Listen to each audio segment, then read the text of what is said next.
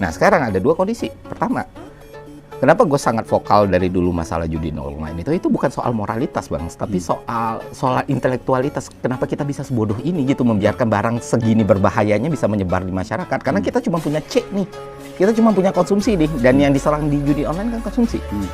Dan itu gue sebagai pelaku usaha waktu itu bisa confirm itu karena gue punya coffee shop.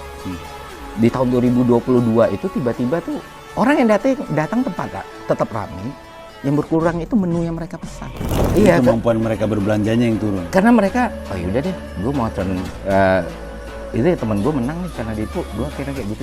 Concern lo adalah judi online itu bawa duit kita yang tadinya diputar di iya, kita, di kita jadi keluar karena banyak dari situ dari negara. Dan kalau dilihat dan itu sinkron datanya, dan sampai sekarang gue nggak ngerti waktu itu kenapa orang banyak yang bahas ya. Di tahun 2023 itu bahkan di salah satu orasi ini ya, gue di Universitas Negeri di Indonesia itu gue bahas. Jadi kayak lu bisa matching datanya di pertumbuhan ekonomi Kamboja gitu, karena pertumbuhan ekonomi Kamboja itu luar biasa sekali bang. Dalam 3 tahun terakhir itu duit kita itu di Kamboja itu udah nggak susah nyari Porsche, Rolls Royce, semuanya udah pakai gitu, dan luar biasa sekali. Wow. Nah duitnya dan data PPATK kan 951 triliun, dapat 2 IKN. Dapat 2 IKN dan cash. Dapat 2 IKN. Alhamdulillah. Dan sekarang orang setelah duitnya semua dipakai di situ, itu ada di sekitar kita semua. PHK naik karena investment nggak ada. Orang nggak lagi spend money gitu. Orang nggak lagi percaya Indonesia itu market yang oke nih buat gue naruh duit di situ.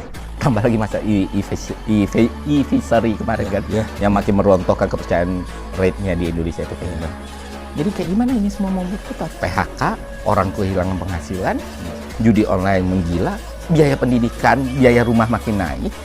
Terus kita tuh punya yang namanya pengangguran terselubung.